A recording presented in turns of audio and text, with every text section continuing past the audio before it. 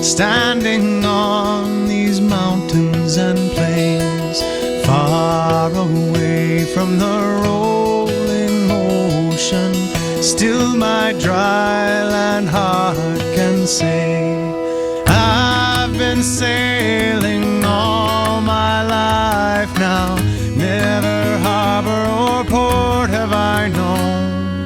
The wide universe is the ocean I travel, and the earth is my blue boat home.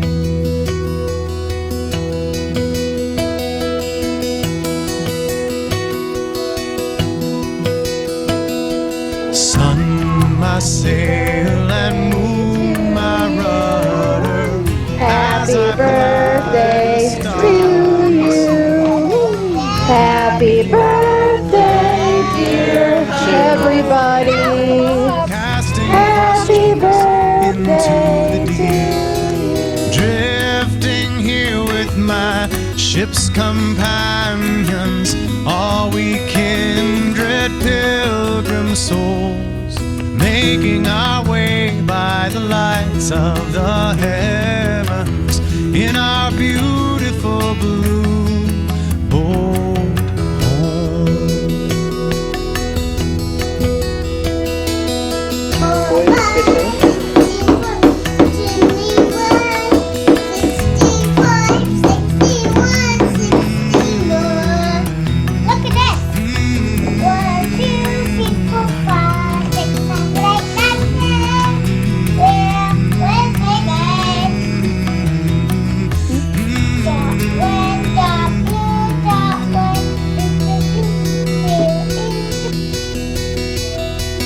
I give thanks to the waves upholding me, hail the great winds urging me on. Greet the infinite sea before me, sing the sky my sailor's song. I was born upon the fathoms, never harbor or port have I known. The wide universe is the ocean I travel, and the earth is my blue boat home. The wide universe is the ocean I travel, and the earth is my blue boat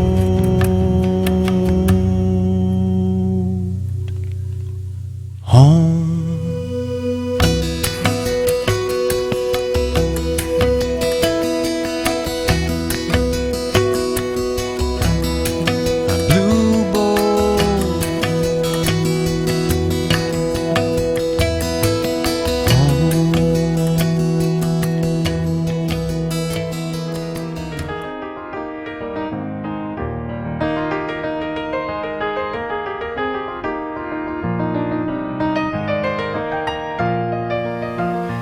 Look at these kids, filled with happiness, nothing to worry about, dancing. Look carefully. You might not be able to see it, but they're growing roots beneath their little feet. They're making connections to this place even as we did when we were young. Can't you just see the sheer joy emanating from their little bodies? And what do they remind you of? It certainly doesn't feel like a good 25, 30, 35 years ago that we, the Thompson sisters, were in their shoes. Or should I say bare feet. When we're up at the lake, time seems ephemeral, shifting. We all talk about how much we love Maine, how we enjoy visiting every summer, but it's hard to define what makes the place so special. When I was watching this footage right here a few years ago, it struck me. This is the image of what happiness is. This is the image of what Maine means to me. But that started me thinking, what is it about this place that strikes us all so deeply? That was actually the question that catalyzed this film. But before I go into our own family connections to the lake, I thought I'd give a bit of history for the location in general. Messalonski Lake, one of the Belgrade lakes, is the result of glacial meltwater processes following the most recent deglaciation between 18,000 and 10,000 years ago. The area around the lake was first settled by colonists of English descent who came from Massachusetts and New Hampshire in the latter half of the 1700s. At that time, the area was known as Taconic, which is derived from one of the 4 tribes of Indians who first possessed and occupied the fertile region fed by Messalonski and other lakes. In the mid-1800s, factories started opening up in the Oakland area. Portions of Messalonski Stream were dammed, producing abundant water power for many of these factories.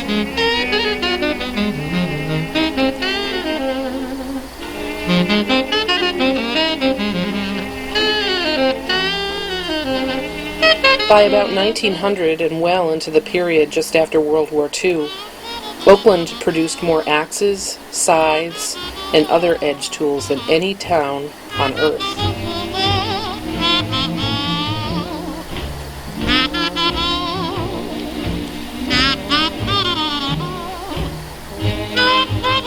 At the same time, the Belgrade Lakes became known as a prime vacation spot.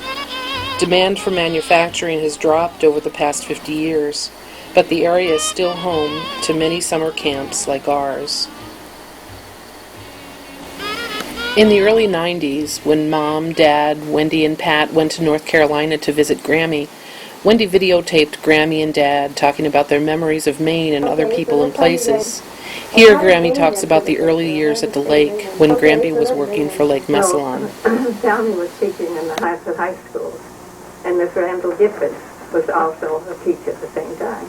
I guess I didn't know he was a teacher. Randall? Yeah. Yes, oh yes, that's how they met. That's how he met. So then he was running a boys' camp, and so he asked Tommy to come up and help him run that camp. Since I was 6 weeks on a summer camp. Mm-hmm. And they transported the kids back and forth in on cars. Oh, wow. So, That'd be a logistics nightmare these days. the first year we were there, we lived up at the farmhouse that was on the main road. Big old White House? That one. Yeah. And then that's when Tommy decided he liked it up there, and so he bought a piece of, all this land was Grant Randall's father's property up there. That's where all that came from. Mm-hmm. And that one from Bulmer's all the way to the end of to Giffords, where Giffords, right. Yeah, up beyond. There's probably one house lot beyond Giffords that nobody's living in because it's kind of swamp area. That's where the brook comes down through. Mm-hmm. And all the way back to the road. In fact, all the way to the other side of the road too. See, that was all the farm. The father's farm. Uh-huh. So then he asked Tommy to come up to help him run the camp. Of course, I went with him, and of course Alan and Alan. Well, yeah, Bill was part of the camp. I didn't. I was too young to. Yeah, I think. I'd go over and make a nuisance of myself, but. So you were a faculty brat everywhere you went. Kind of, yeah. Well, actually, the camp closed down during the Second World War because you couldn't get. The kids' parents didn't want to give up their food stamps or their rationing stamps, and because of that, they couldn't get food to provide for the campers. So he had to let the camp go. But of course, Randall was still up there, going strong, and the cabin that they lived in was the mess hall.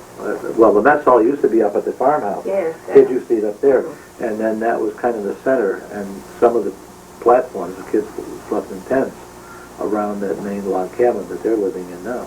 Oh, wow. And I guess they went up to Kataz, and then they would take canoe trips around the Belgrade Lakes. And of course, it was much more rustic then because there were so few cottages on the lake. It was not at all like it is now. In fact, once upon a time, I could name every house, the owner of every piece of property from Oakland and Music Camp. I can't even do that for our own road. Yeah. No, but you know, growing up as a small child, I'd go up and down the lake and walk up and down it, take the canoe out, and there were so few cottages to start with. There were probably only a dozen from Oakland town, on our side of the lake anyway, up to music camp.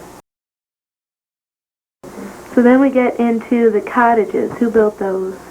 Well, of course, Randall and built his place, and then Tommy just started the place that he would like to buy a piece of the land. So he picked up the place where we are now, and then they started hauling lumber down, and the boys from Randall's camp carted all that lumber down. Oh, man. See, there was no roadways. Talk about No cheap road. labor. No way to come down. But no, I think each youngster marked the piece of lumber that he carried down, so that they reimbursed him with to pay for the work that they were doing, these kids. So that's the way it was Like hauled down. picking up stones for a penny here. Yeah. Man. So then he built the White Cottage, Mm-hmm. and then the Cedar Cottage. The carpenter from the music camp. He was a post. Oh, so Peter. Not Peter. Peter. Oh, Peter. Yeah. He was a workman from the music camp, and he was the one that He built that. built the... When Isolde and I were visiting Vestal earlier this year, I videotaped some of the family for their first recollections of the lake. Here, Dad tells us about one of his earliest memories of being a boy at the cottage. Probably when I was about 4 years old and I fell off the dock at Messalonska, Camp Messalon, and swam to shore. And Oh my that was gosh. That's the first time I ever Wow. did any kind of swimming at all. And from that point, it couldn't keep me out of the water. I learned to swim. That's It's awesome. called survival. Yeah.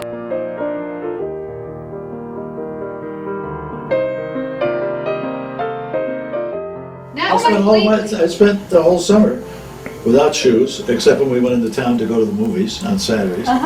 But I played in the woods. I went blackberry picking, or I was swimming, or making boats. And it was By yourself? by myself. Yeah.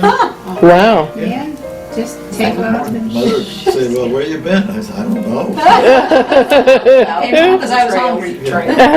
But she knew that I'd come home for food, so.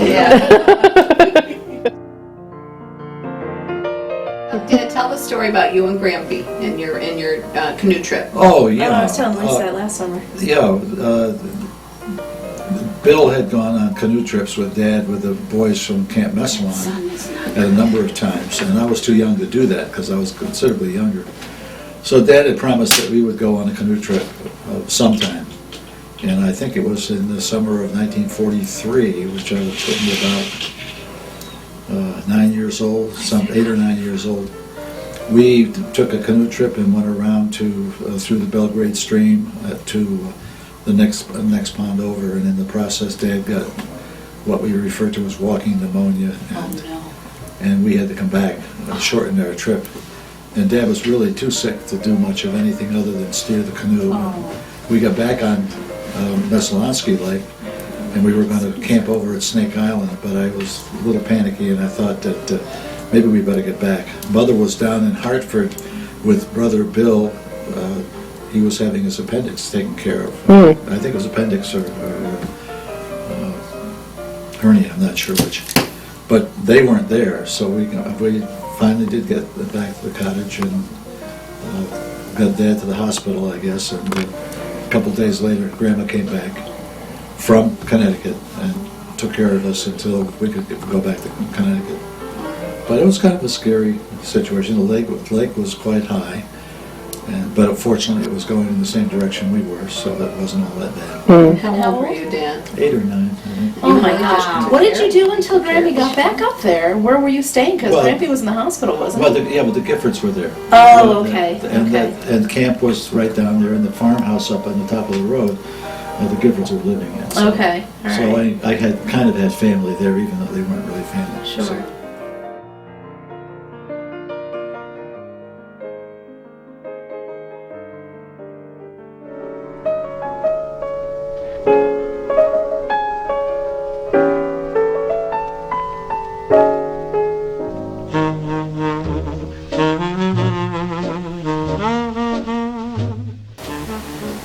NEMC was established in 1937, and Grammy and Grampy started working there in 1944.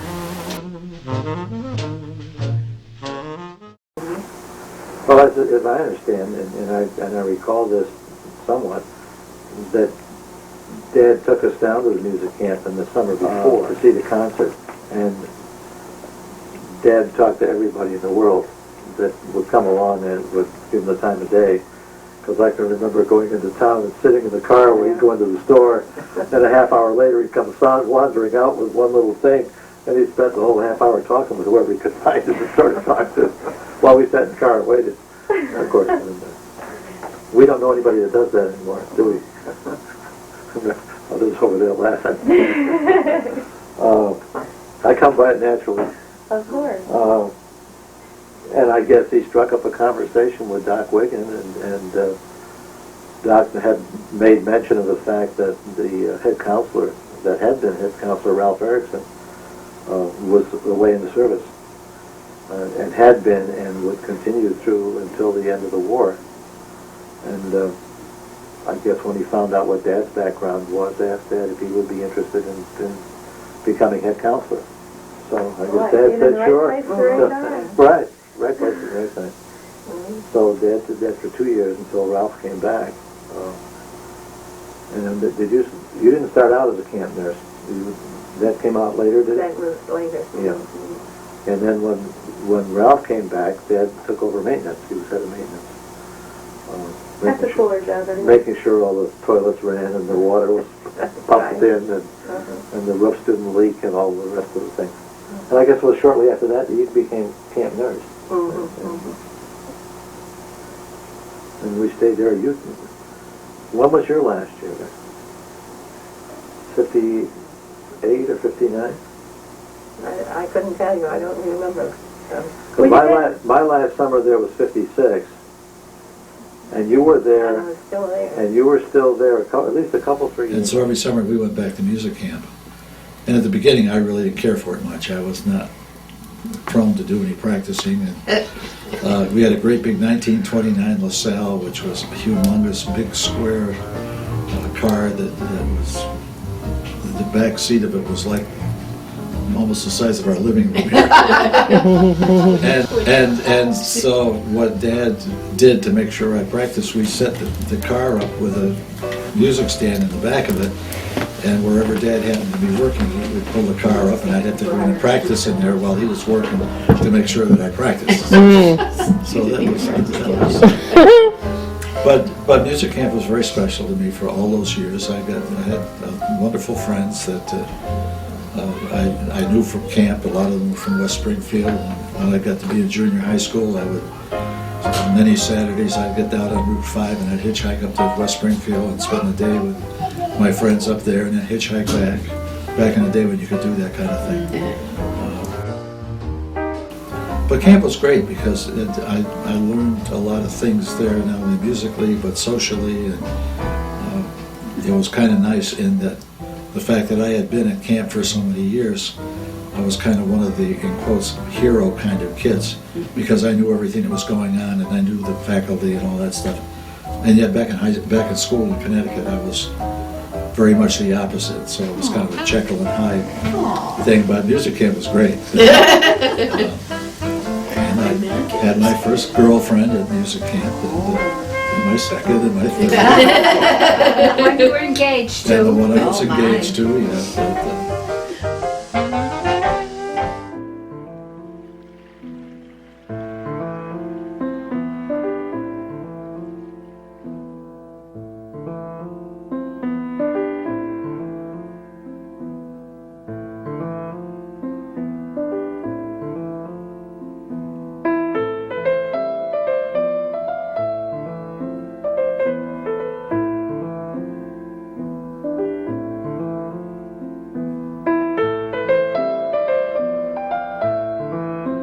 I do. Do you want to start?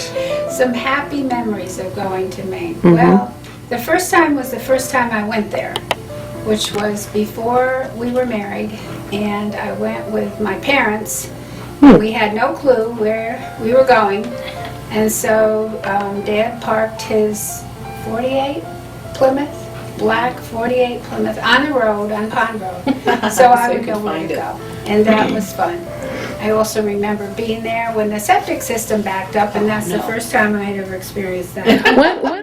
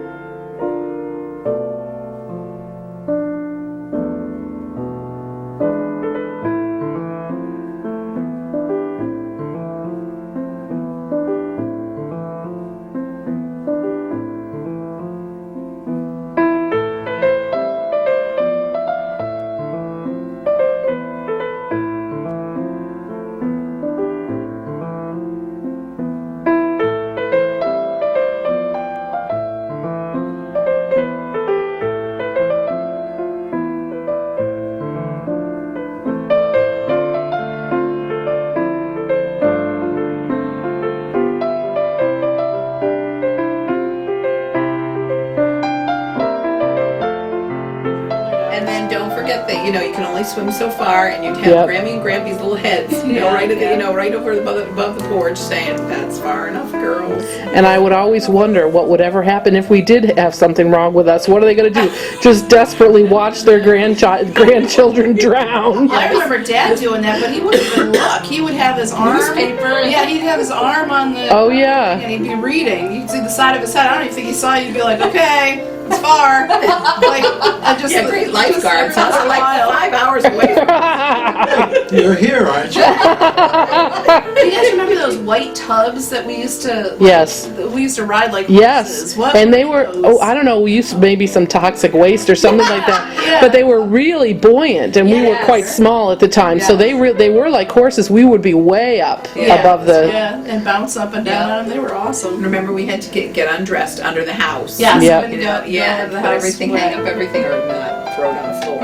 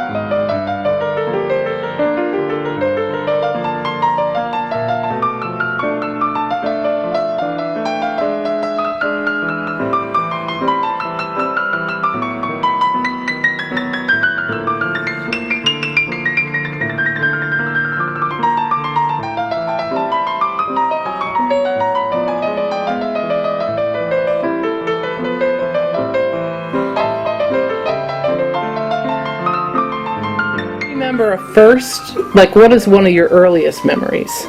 The earliest one that I can think of specifically would be I was sitting on the couch in the living room, kind of the couch that was, you could see the front door, and then there was also the lake behind it. Yeah. And I just remembered, I must have been up with the crack of dawn, as kids do, and Grampy came out of his room and he just kind of shuffled the way that he did. You know, kind of stooped over in a bathrobe that just kind of looks old manish, you know. Shuffled in his slippers over to the kitchen, and I just remember watching him, and he went in the kitchen and got his cereal. I think it was Cheerios, and he had that little table that came out. It was like down, you know, by the front door. Yeah. And then he that's picked right, up I the remember table that. and he sat there and he ate his breakfast. And I just remember watching him do that. And it's, I don't have any idea how old I was. I would guess like 5 or 6 or maybe even older. But it just cracked me up. He just kind of shuffled in and did his own thing. And Gee, I'm doing that.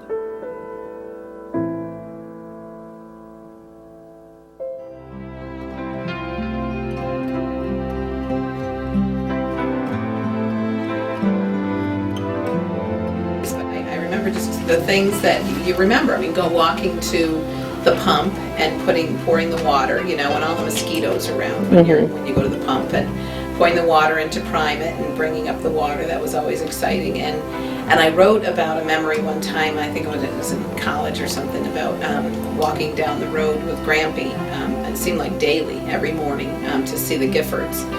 And we'd see the newest chair that they had caned. I got it with a caning. Did they cane chairs, or they made chairs or something together? And we would take a look at that newest chair, and isn't this real nice? And I just remember again that kind of slow walk down the pebble, and the pebbles underfoot, and his hand and in my hand, and I just and taking a look at the old latrine that was in the woods, and hearing the stories every time we'd walk down there. And take my hand.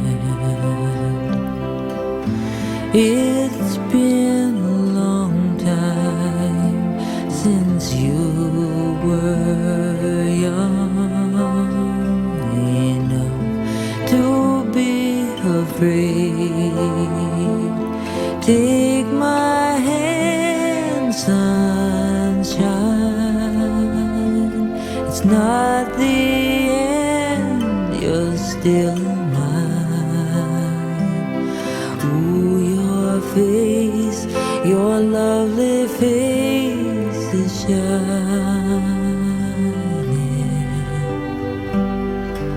I know you're tired. And then I always remember when I think of Maine as a child of sleeping in the bunk beds, in the double bunk beds. You and I used to sleep together all the time. Yes. Yep. And there was always a question about who was going to sleep in the bed in the porch. And it was always either you or you or Kathy. And so there are two of us on top and two of us on the bottom, and somebody out on the porch, and we'd watch the boats going by. Sing that barges. Barges, right? Which I see Dale now going to bed. And we checked to see the lights. None of us knew, like that every time you're going in one direction, you're going to have a certain color light, and everyone going depending on which direction you're going in the light. But we would say who somebody got green and somebody got red and somebody got white, and whoever won, kind of thing. So I couldn't take time to make. And what did you do to all the poor fish? I didn't do it to the fish. When you did it to the fish. I caught the fish, and then Janice thought it would be rude. It wasn't me. Oh yes, it was. I see. I can't laugh because then the camera's gonna go all over the place. Sunnies and put them in a bucket, and then you guys would come down and be like, Skip them. yes. I can't stop it. I can't. Oh, this is gonna be terrible footage. Take them by the tail. And you just thought that was the funniest thing. I was just doing what my older sister told me to do. It wasn't And you know remember how we caught them? We had goggles, and I go underneath and I just hold the net like that, and they'd come right into the net, and then I just lift them right up. Just to be terrorized. Yeah, but they once they got 4 or 5 down, then they just kind of slunk down and they were fine. They were shocked for a moment, and then They laid there for They'd go down and see what happens to Oh. They get skipped. you. Tell your elders. Summer sport.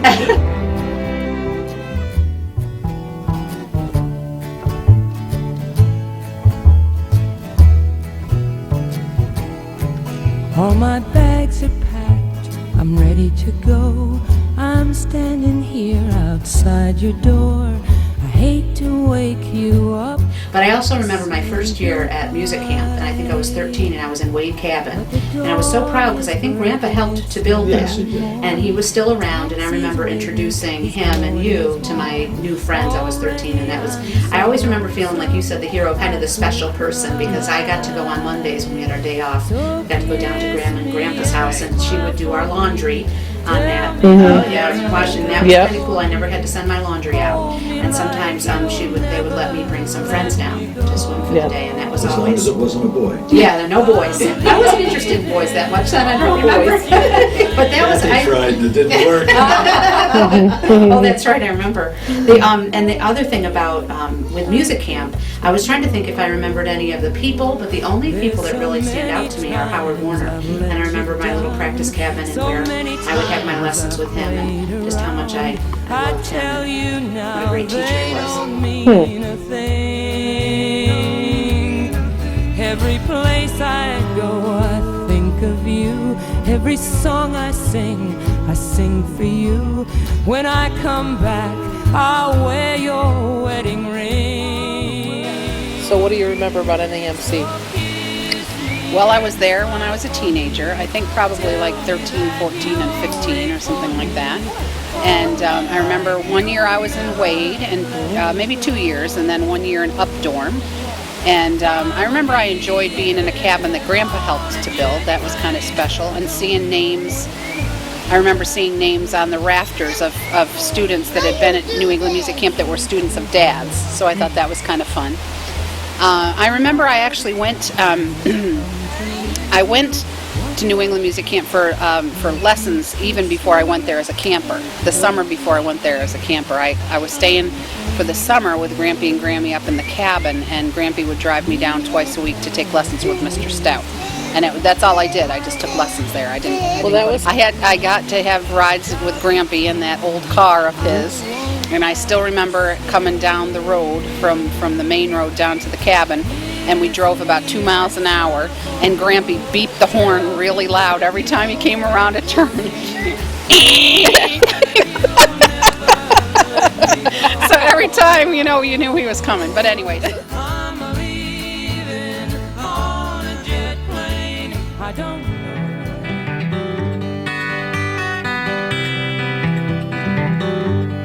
Photographs and memories, Christmas cards you sent to me, all that I have are these to remember you. So there was a long road, gravel, a paved pathway between the girls' part of camp and the boys' part of camp down by the Bowl and the Pines, and we weren't allowed to be on that road probably after dinner time. But I remember one time being able to walk on that pathway. I think it was the summer when it was very, very hot, unusually hot, and after an evening recital, the camp decided that it would be okay for us to go down and take a swim. This was unusual to be able to take a swim in the kind of late in the day, but they knew we were all hot and they let us take a swim. And so I think it was that day walking back between the Bowl and the Pines and Alumni Hall and the lodge where it was getting to be dark and there were fireflies along the walkway. I remember thinking that it was very magical to see all the little fireflies and the people walking along and some people singing and some people talking, sort of murmuring. It was just kind of a special night. I remember that being kind of special.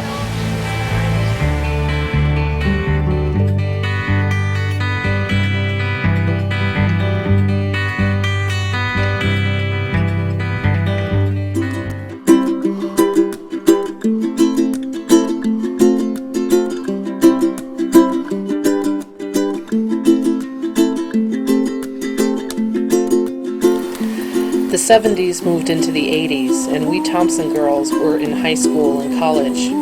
We still made it up to Maine every summer.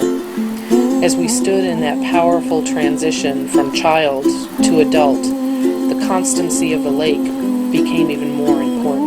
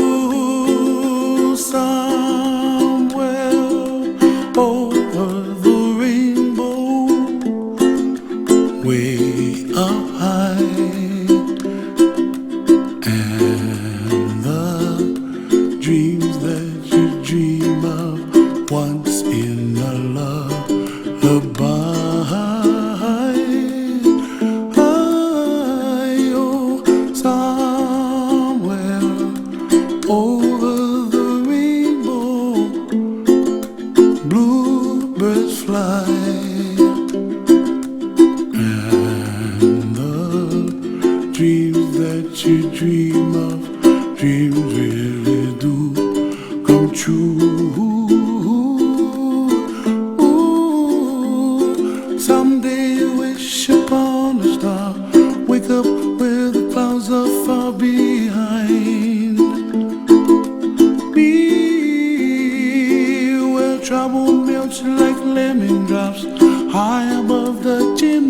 wake up, that's where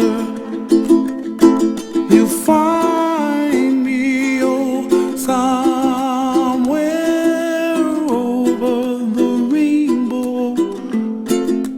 Bluebirds fly,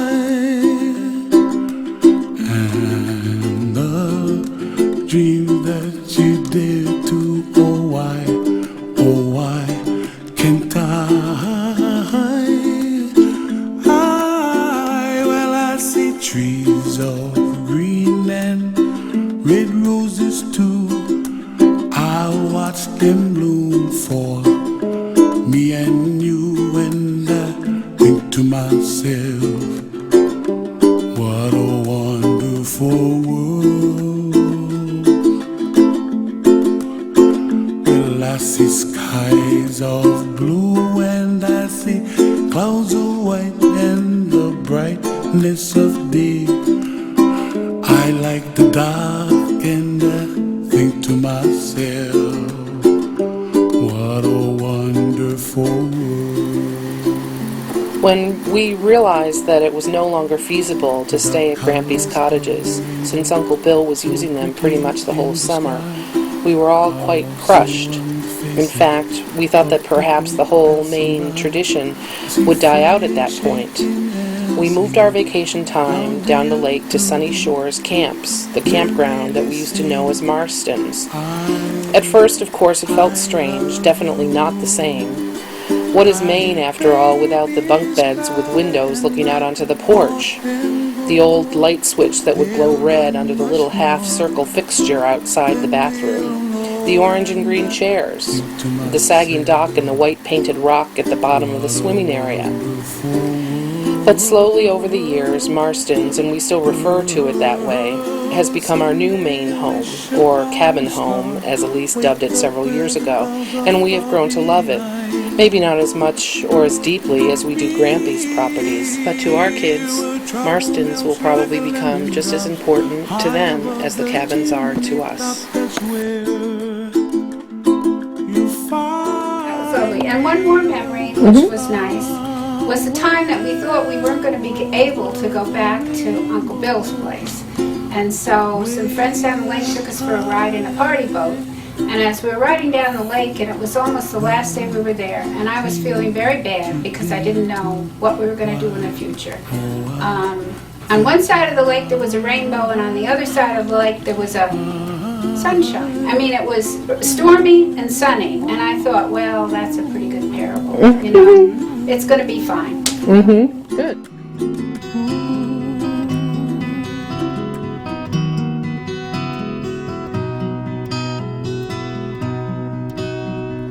Yesterday, a child came out to wander, caught a dragonfly inside a jar. Fearful when the sky was full of thunder, and tearful at the falling of a star.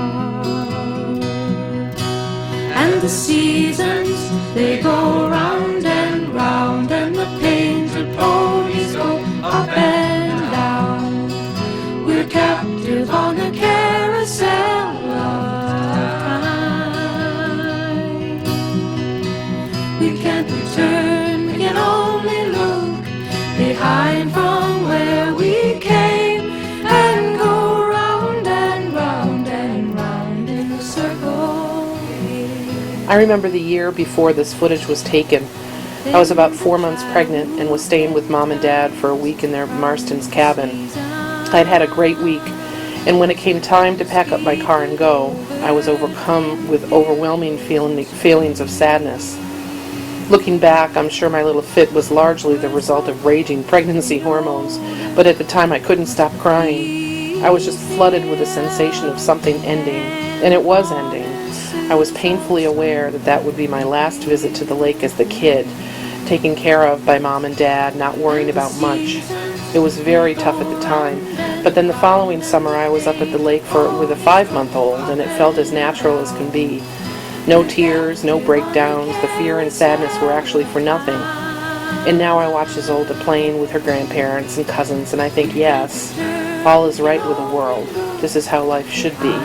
Everything in circles. And go round and round and round in the circle again.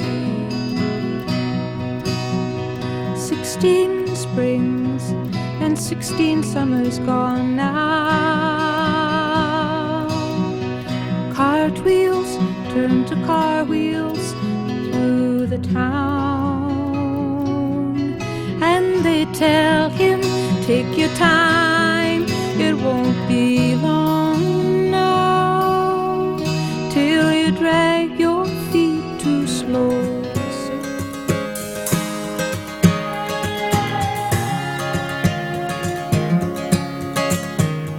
And then a more recent, very happy memory would have been 2 summers ago when we were together for the first time, all of us up there. And we celebrated. Yes, Barbara's idea. That was Barbara's idea. Wonderful idea. We celebrated Dad's 70th birthday and our 45th, I guess it was, anniversary. Are falling out one little piece at a time. You might see yourself in me, but I don't see nobody I know. Says it the way I feel. That's another thing. I'm not a swimmer. I go in the lake to get cool. That's about the extent of it. I don't care whether I swim or not, or whether I get in the water or not.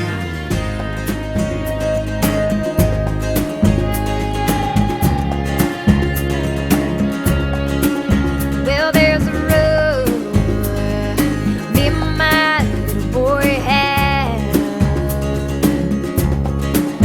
You got to say I love you before you close your eyes. And he can't treat himself to sleep, and I can pray or cry. One thing I have taught him well is to never wonder why, wonder why. But I see Mars reflecting in my little boy's brown eyes, and he says, Mama, I'm gonna get there someday. Mama, I'm gonna get there someday. And I say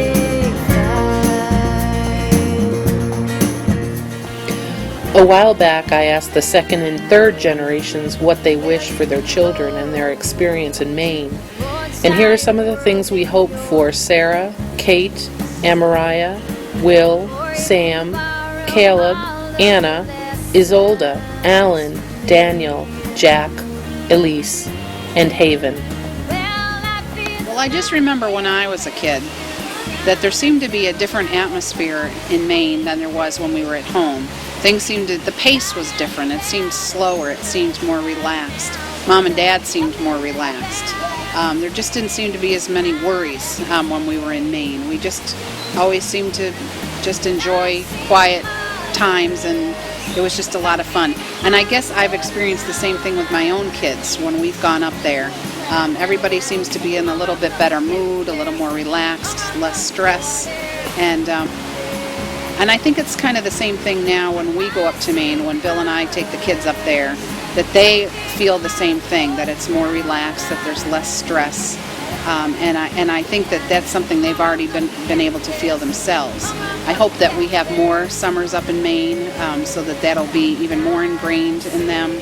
But I hope that they'll bring their kids there someday. I don't know where they'll go exactly. I hope that they'll be able to go to some of the same places that we've enjoyed, and that we've enjoyed as adults and that we enjoyed as kids. So I guess I just hope that Maine will continue to be a special place for their families.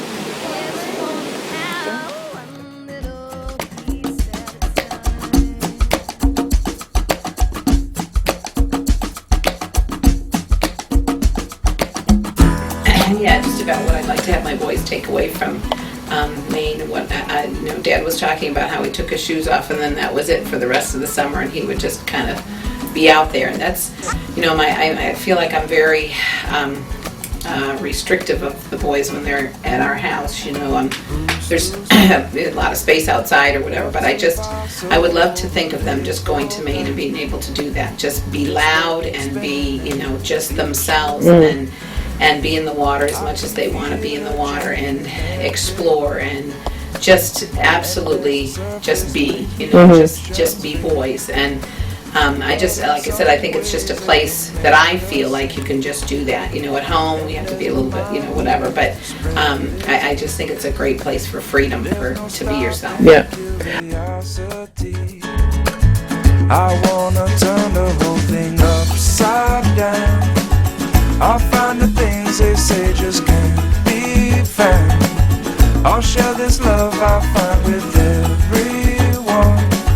We'll sing and dance to Mother Nature's songs. I don't want this feeling to go away. I hope they continue to enjoy going there and swimming in the lake and being with each other and getting down to music camp. And it would be lovely if some of them became campers and enjoyed it, as our children have and as Dad did. Just being there. Sunday afternoon concerts are highlights. That's it. And as I roll along, I begin to find For the money, 2 for the show, 3 to get ready, and 4 to go. Upside down. I'll find the things they say just can't be found. I'll share this love I find with everyone. We'll sing and dance to Mother Nature's song. This world keeps spinning and there's no time to waste. Well, it all keeps spinning, spinning round and round and upside down. Who's to say what's impossible and can't be found? I don't want this feeling to go away. My kids still laugh about the fact that we went out canoeing in the rain and I fell out of the canoe. That was pretty funny. So, but it's just been kind of spotty, the times that we've done. But I appreciate the same thing that you're all talking about, especially with Ann Mariah, that she has a chance to be with her cousins. I think with us kind of spread out, it's these kinds of days, like even today, when the kids can get together and just enjoy being together, I think is really wonderful. I'm sad that Sarah and Kate haven't really had that much connection, but I think it's just because of their age. Is this how it's supposed to be?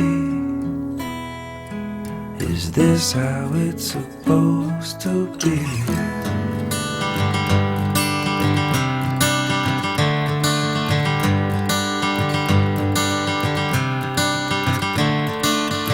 Another turning point, a fork stuck in the road.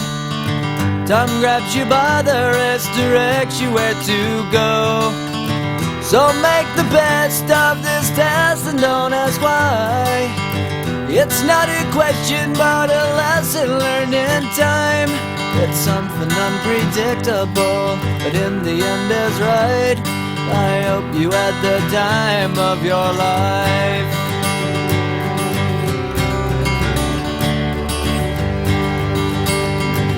I'm just not right. If I don't go. There was one summer when I was only able to get up there for a weekend, and the whole rest of that next year, I just didn't feel like I got my rejuvenation that I do every year.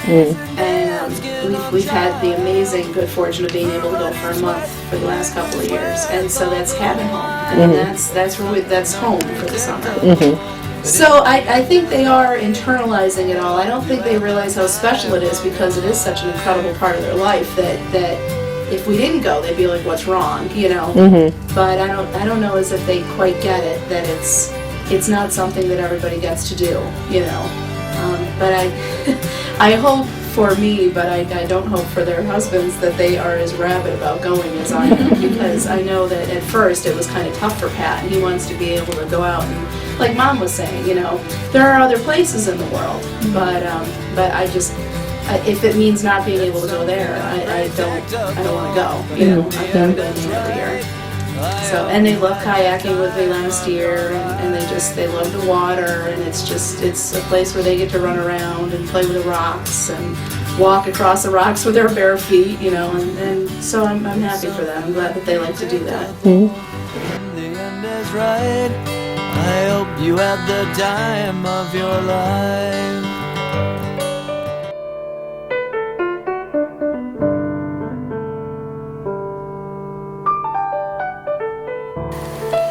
Well, this piece wouldn't be complete without hearing from the kids. The real kids, that is, not the Thompson girls. Here's what some of them had to say about Maine. Guys, what I was thinking of doing is maybe asking you if you could, let's see, what's your favorite thing about Maine, going to Maine? Can anybody start? I like going to the cabins and swimming at Popham Beach. Oh. I like swimming in the lake. No, you skipped me. Oh, okay. Emery had her hand up too, so she should go. My favorite log cabin is Popham Beach. Playing in the log cabins and swimming in the lake. Oh. And having my flippers, my goggles, and my swimsuit. Those are lots of good things, huh? Yep. Alan, do you have anything else? Popham Beach and the lake. And the lake. Isolde, what's your favorite thing about Maine? Oh, Jackie, swimming in the pool. In the pool or in the lake? In the lake. Yeah. Jackie. Haven, what's your favorite thing about Maine? It's like Popham Beach. What else do you like? What did we do a lot last? What did we ride in last summer? What did I drive in the lake? Do you remember? Kayaking. Yeah, what was your favorite part about kayaking? Daddy. Helping me paddle? Yeah. Yes? Aunt Janice, can you come back to me? I have more stuff. Okay, good. You go ahead. I like to have fun fishing with my dad and the cousins. Go fishing with the cousins and going at Queen Man's. And on the motorboat and going on Queen Man's. On what? On Queen Man's. Oh, okay. I like the motorboat too. You like the motorboat? Did you did you go fishing? Yeah, I'm swimming. You didn't catch any fish? I only have blades and sticks. You have a fishing pole? I don't. Yeah. So I'm fishing pole. Isolde, do you remember anything else that you like to do? Splash in the water. Splash in the water. Do you guys go over and say Grandma and Grandpa in the morning while Mama sleeps? Do you like that? Yeah. Open up the door and say that. Okay, you could go ahead, Amariah. I like seeing Grandma and Grandpa. Yeah. At the lake. Yeah. And that little beach on the lake. Yeah. Sometimes kids throw stones in that lake too, huh? That's when I skip stones and throw stones. And throw stones. I love those. Yeah, I like the skipping rocks and the stones. And what kind of animals do you see in the lake? Do you remember? Fish. What else? Minnows. Minnows. How about ducks? That's right. Now let's see, where do you go for ice cream? Do you know the name? I go to Jerry's? Clifford's. Clifford's. Good for you. I get. And what else do you do at Gifford's? Do you remember? ABC Maple. No. Go golf. Mini golf. Mini golfy. That's excellent. And do you like to play with each other? Yeah. Our favorite breakfast place is Big T's. All right. Old Navy. And Old Navy. Now, do you ever go to? What do you do at music camp? Music camp basketball. What? And there's like this beach at the music camp. Yeah. Basketball. Beth? What is that? That's not fair. And do you want to be going to Maine forever? Yeah. Oh, no, I want to go to Las Vegas forever. have a fish in the pool?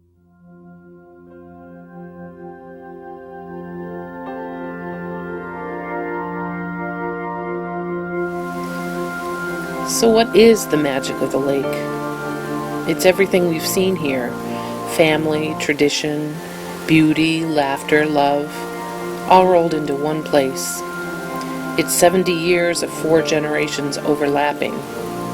The connection I feel in Maine is part of the legacy I will leave to Isolde and hopefully her children too. As I close this documentary, look carefully now. Who is the child? Who is the parent? Is it 1975 or 2005?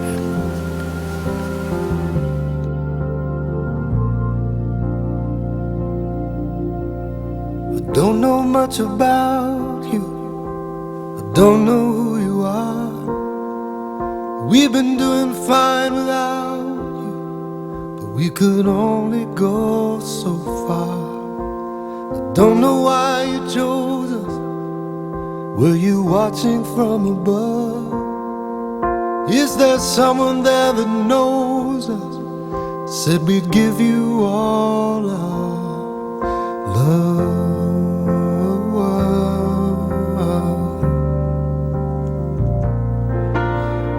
Laugh just like your mother? Will you sigh like your old man? Will something skip a generation like I've heard they often can? Are you a poet or a dancer, a devil or a clown,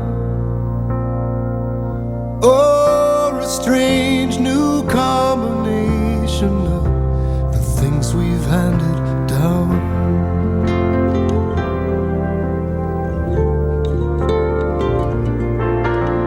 I wonder who you look like. Will your hair fall down and curl? Will you be mama's boy or daddy's little girl? Will you be a sad reminder of what's been lost along the way? Maybe you can help me find her and the things you do and say.